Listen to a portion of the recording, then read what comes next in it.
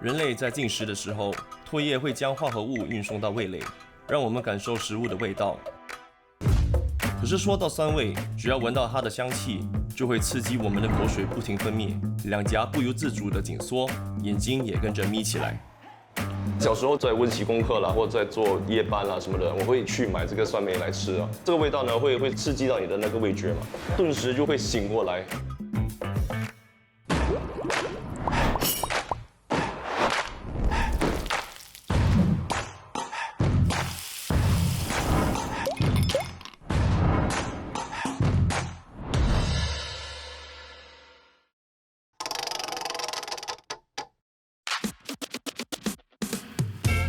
谈及中国五味，酸、甜、苦、辣、咸，总是以酸味为首。这可能是因为酸味具有海纳百川的特性，在中式料理扮演着极其特殊的角色。酸甜、酸辣、咸酸、苦酸，这些复合式的调味，在酸味的引导下，总能为菜色增添几许特色风味。其实，在潮州料理经常会用到这个酸，酸的作用呢，就是为了增加一个那个甜度跟咸度。在我的菜里面呢，我经常会用到潮州酸菜啦、黑醋啦、意大利香醋啊。酸味主要是由于酸味的物质解离出的氢离子刺激了口腔中的味觉神经后而产生的。在料理中加入酸味食材，不仅能突出人们对咸味的感受，减少食盐调味品的使用，同时去腥解腻，间接提升菜肴的鲜香。别看我外表乌黑毫不起眼，判官包青天都没我厉害。我酸中带甜的黑色酱汁能驱风除湿，咸味可口，更是女人坐月子的滋补圣品。这都要感谢我身上的三宝：黑醋、生姜和大猪脚。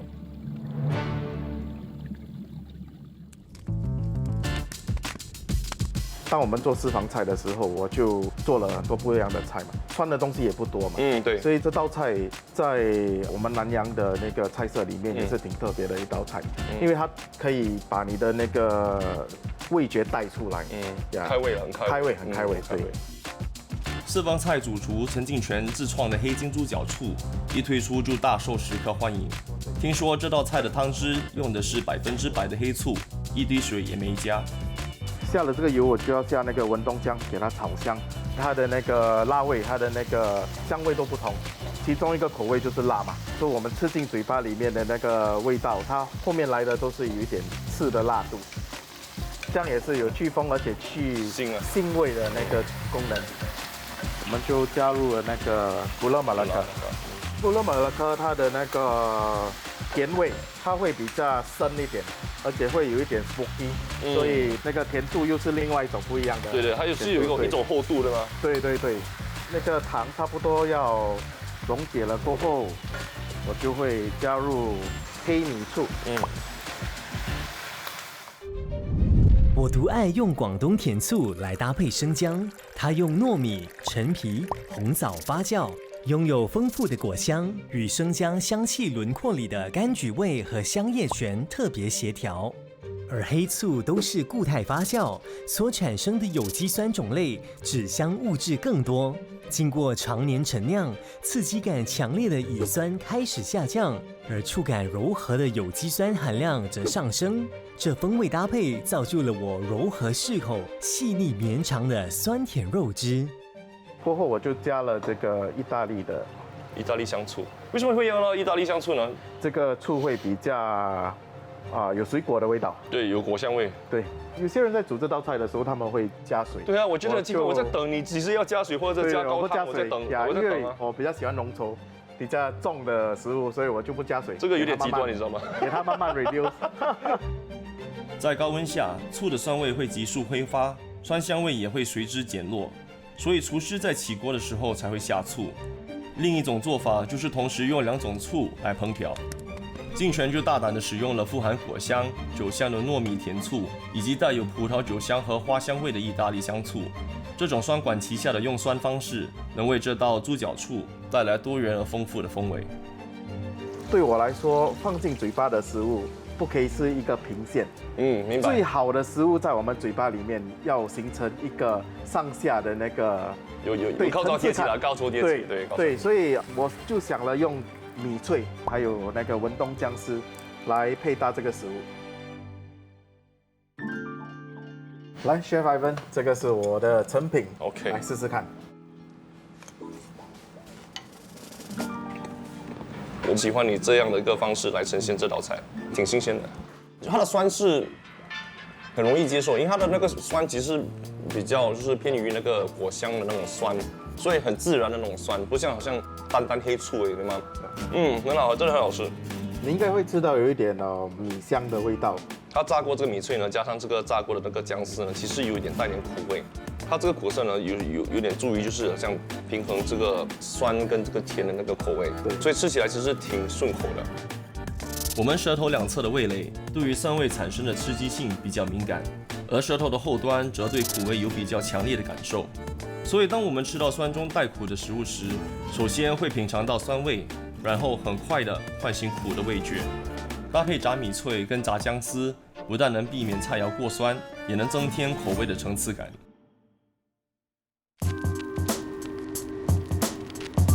这道菜呢，让我想起就是很多不同的点子啦。因为它做的这个猪脚醋呢，其实是比较稠一点的猪脚醋，所以让我想起到叉烧。所以我是想说一个带有猪脚醋味的一个叉烧。我用了绍兴酒啦、蚝油、黑酱油、黑糖，还有芝麻油来处理这个猪肉的本身的那个腥味，给它就是增加一些咸味。这个3层肉需要先腌制1个晚上。我现在要用意大利香醋、罗望子和黑醋来调制一个烧烤酱。这个酱呢会淋上这个3层肉，所以在吃这个3层肉的时候呢，你会就是它的酸味呢是在它的那个外层，而不是在它那个肉里面的那个味道。我会先用气压锅把肉煮成8分熟，淋上烧烤酱后再烘烤。这样子处理，酱汁的酸味才不会渗入猪肉里，因为肉中带酸，并不是一种理想的味道。我觉得那个外层是烤的有点焦，可是里面那个肉还是特别的多汁。为了加强菜色整体风味的鲜明感，不让味蕾只尝到酸，我加了炸姜丝，带出一种复合式的风味。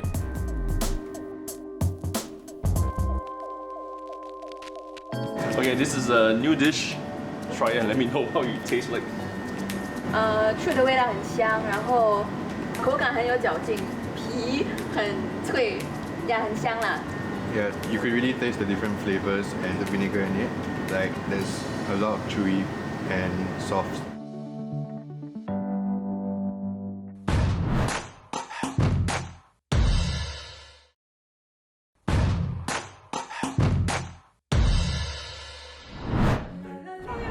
我源自非洲，跟着探险家的脚步来到东南亚，并且成为当地人料理时一味绝不可少的调味剂。虽然我外形怪异，但是在东南亚菜系中，所有酸味辣型的菜式都少不了以我作为酸的基调，再搭配不同的辣，调制出让人垂涎3尺的美味佳肴。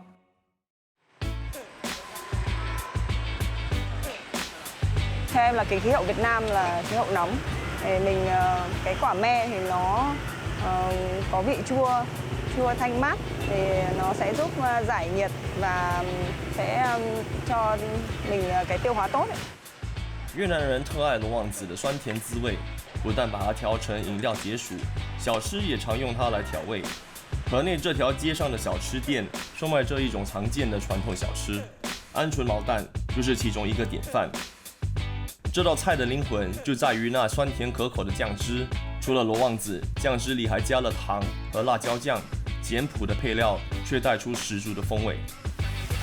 罗望子的果肉含有醋酸、酒石酸、柠檬酸等多种有机酸，加入适量白糖调和整体酸度，有助于去除毛蛋的臭腥味，同时提味解腻。说起越南的酸味料理，又怎能不提起我酸甜虾呢？我那独具东南亚特色的酸甜味，当然得归功于最佳搭档罗望子。它体内的主要成分酒石酸与葡萄的酸味是同一家族，却因糖分的多寡决定了彼此不同的风味。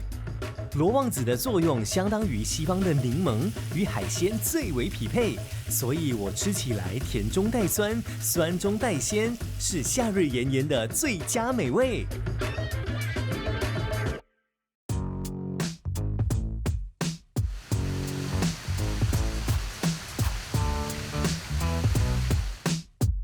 曾经在越南旅居的许宗明，跟当地居民学了一手好菜。今天他要为我们烹煮的酸甜虾，除了经典调味料罗望子以外，还搭配了其他的酸味食材。This tamarind paste is very widely used there because it's much cheaper than lime. Okay. Yeah. So usually we just put it in some water and we squeeze it out. We got to use some of this kumquat. So it's obviously not sour enough for you. Or for the Vietnamese. No, but it's a different flavor. Yeah, it's sour, but there's a different kick to it.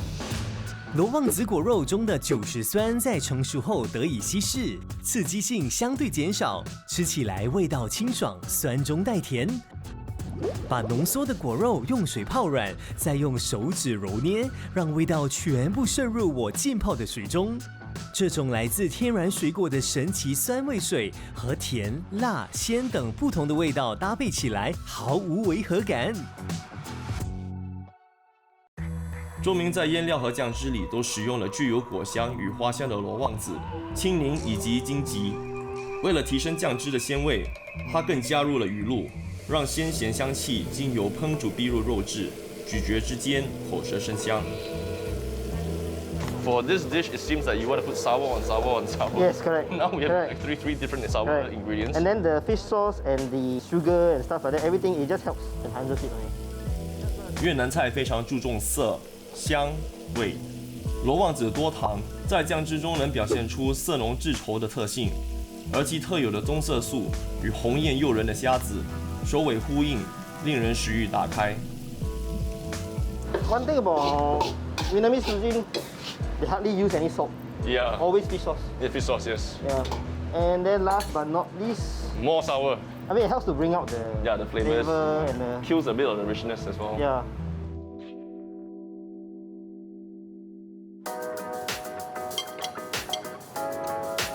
Actually, it really tastes very similar to sweet and sour pork, but it's a little bit spicier. The sweetness doesn't come as much as like the sweet and sour pork. It's actually less sour than I actually expected, Yeah. considering that you put so much Quite a sour. bit, right? Yeah. 钟明告诉我，一道料理能够同时尝到甜、酸、辣三种风味，彼此之间又能取得口味平衡，相辅相成，这就是越南料理的独特之处。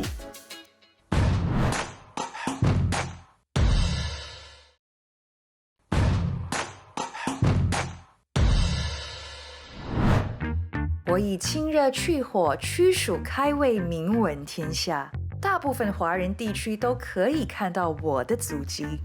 比起潮式、闽南、客家各种 style， 最让人津津乐道的应该就是我浓浓的南洋风。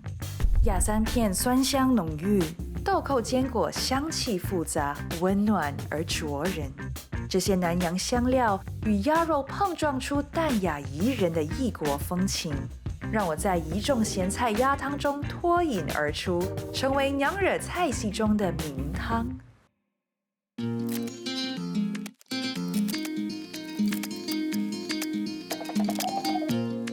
主厨周迪辉自18岁起就与厨房打交道，累积了20几年的经验，钻研各家料理。如今选择回到初衷，自己创业，开了一家娘惹餐馆。你的这个食谱是算是比较正宗娘惹的一个食谱吗？哇，我不敢讲正宗嘞，不敢讲正宗啊。我不敢讲正宗嘞。我小时候就是看到那些 Nyonya Auntie 啊 Peranakan Family 啊，他们都是这样的做法。这道娘惹咸菜鸭汤，汤底是以猪骨熬制3小时而成。一般人会把整只鸭子放入汤里熬煮，而迪辉却选择先把鸭子去骨起肉，再把鸭架加入汤里，搭配其他材料。所以这就是潮汕的那个咸菜了。对了，这个就是那个酸菜。根据东方饮食哲学，以盐腌制芥菜所得的咸菜，性品味酸、味苦甘，具有消食醒胃生津的功能。而酸菜是经由乳酸杆菌分解白菜中的糖类发酵而成，发酵过程中产生的乳酸、醇、氨基酸等，形成了独特的鲜酸风味。因为在腌制过程中加入了花椒、辣椒、香醋等调味料，所以口味酸中带辣。这2种腌菜搭配性寒、味甘、咸的鸭肉，不但可以清肺养胃、滋阴补肾、消肿利水，还能为鸭汤增添层次感。这个是这个咸的还是酸的？那个咸水梅，它也是有带酸的。番茄我也会随便切几刀这样吧，快出味。它的鲜颜色也是会比较快出来。这个阿萨姆果肉，就是我们从小到大看安迪安哥、Peranakan Family， 他们都必定会用到的，拿来提味。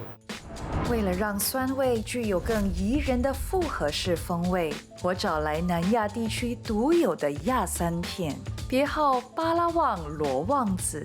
它与罗望子是名副其实的堂兄弟，却生长自不同的植物。亚三片由藤黄果树的果实切片晒干而成，它的果皮含有羟基柠檬酸，为酸咸的基调注入清新浓郁的果香，演绎出风味更具层次的我。这个豆蔻我是没有看过了，就是在我们潮州的这个咸菜鸭汤的食谱是没有看过了。它是到底是什么样的风味？我其实我也不大清楚它是怎样的一个风味。我们试一试啊，试一试啊。我通常不会弄到它太碎，碎碎长长吧。哦，明白了。它的药材味其实很重，然后它香气也是有点像那个花椒啊，只是没有花椒的那种呛味就是了。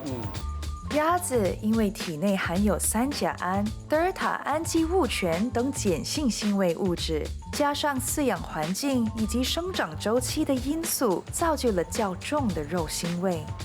搭配具有清香、松香、花香和柑橘香的豆蔻，以及豆蔻迷那木质般温暖又略带胡椒味的香气，可以去除鸭肉的异味，增添我的馨香。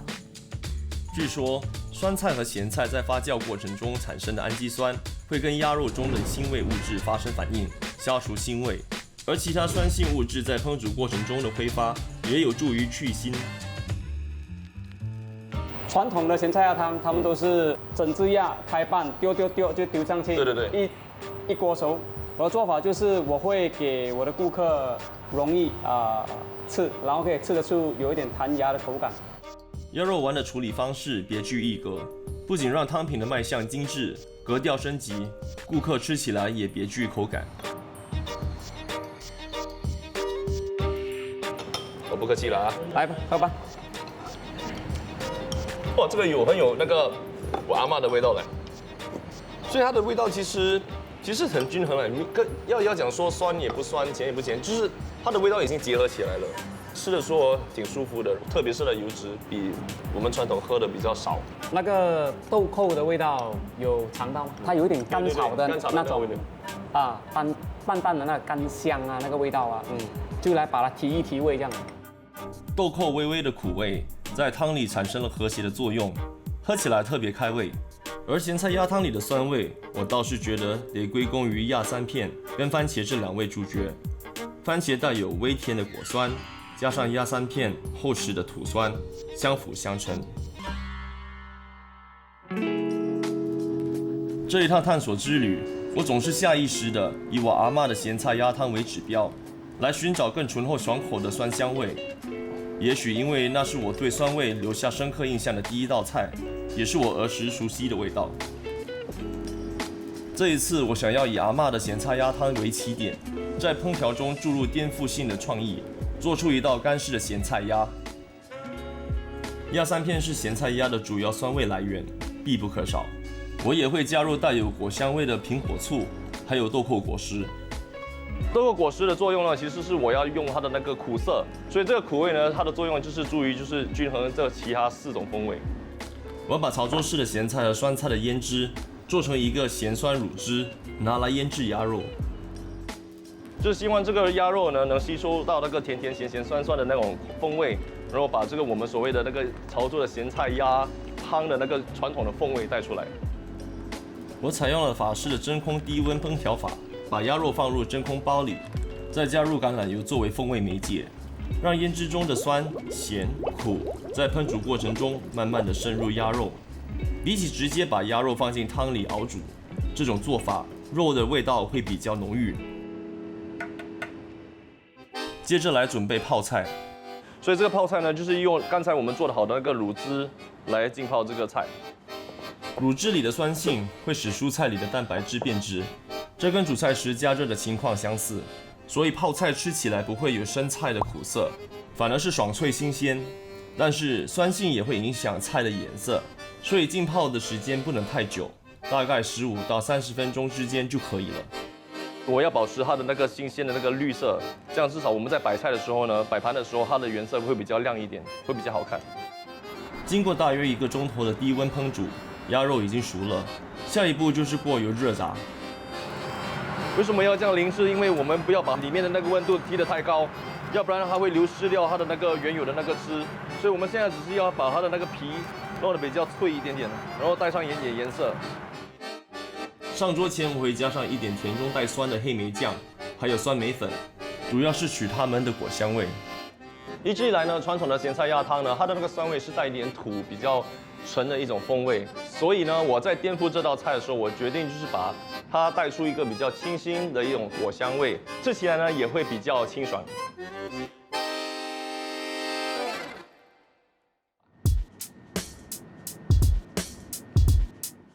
它的风味其实真的很像我们传统的那个咸菜鸭汤的那个鸭肉，只是它的鸭现在呢是比较多汁。这个泡菜呢，其实它的酸性其实带有很多层次感，有那个苹果醋的酸，有那个黑莓酱的酸，也有比较怎么说比较纯的一种就是咸菜跟酸菜的那个酸，然后搭上这个鸭肉，因为鸭肉本身它也是有经过那个酸食材的那个腌制，所以酸上再搭酸其实挺不错的。我觉得这道菜呢，风味特别适合我阿妈，我觉得她会喜欢吃。